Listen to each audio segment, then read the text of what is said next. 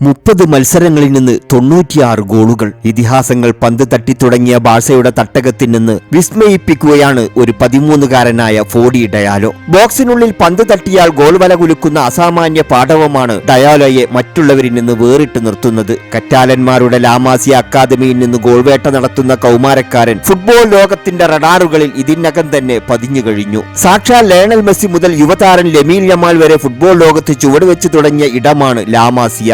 താരോദയങ്ങളെ വാർത്തെടുക്കുന്ന അതേ അക്കാദമിയിൽ നിന്ന് ഒരു 13-കാരനാണ് ഇപ്പോൾ വിസ്മയം സൃഷ്ടിക്കുന്നത്. ലാമാസിയയിൽ ഗോളടിച്ച് തകർക്കുകയാണ് ഫോഡെ ഡയാലോ. 2023-24 സീസണിൽ 30 മത്സരങ്ങളിൽ നിന്ന് ഈ 13-കാരൻ നേടിയതാകട്ടെ 96 ഗോളുകളാണ്. യമാലിനെ വെച്ച് താരതമ്യം ചെയ്താൽ പോലും ഈ പ്രായത്തിൽ ഡയാലോ തന്നെ മികച്ചു നിൽക്കും. 29 മത്സരങ്ങളിൽ നിന്ന് 68 ഗോളുകളായിരുന്നു യമാലിന്റെ സമ്പാദ്യം. യൂത്ത് തലത്തിൽ ലോകത്തിലെ തന്നെ ഏറ്റവും മികച്ച താരമായാണ് ഡയാലോയെ ഫുട്ബോൾ നിരീക്ഷകർ ഇപ്പോൾ വിലയിരുത്തുന്നത്. മെസ്സിയെയും സാവിയെയും പോലെ ലോക ഫുട്ബോളിന് ലാമാസിയ സമ്മാനിക്കുന്ന മറ്റൊരു സൂപ്പർ താരമാകുമോ എന്നാണ് ഏവരും ഉറ്റുനോക്കുന്നതും. കറ്റാലൻ അക്കാദമിയിൽ തരംഗം തീർക്കുന്ന 13-കാരനെ ഫുട്ബോൾ പ്രേമികളും ക്ലബ്ബുകളും ഇതിനകം തന്നെ നോട്ടമിട്ട് തുടങ്ങിയിട്ടുമുണ്ട്. സ്പെയിനിലെ സബാഡെല്ലിലാണ് ഡയാലോയുടെ ജനനം. ഗിനിയയിൽ നിന്ന് കൂടിയേറിയവരാണ് മാതാപിതാക്കൾ. 2ാം വയസ്സിൽ യുഇ സബഡലൻകായി കളിച്ചു തുടങ്ങിയ താരം പിന്നീട് സബാഡെൽ, സാൻ ഗ്യൂഗട്ട് FC ടീമുകൾക്കായും കളിച്ചു. 2019-ലാണ് ബാഴ്സയുടെ യൂത്ത് അക്കാദമിയിലെത്തുന്നത്. ഡയാലോ അവിടെ നടത്തിയ ഗോൾവേട്ടയാണ് താരത്തെ ലോക ശ്രദ്ധയിലേക്ക് എത്തിക്കുന്നത്.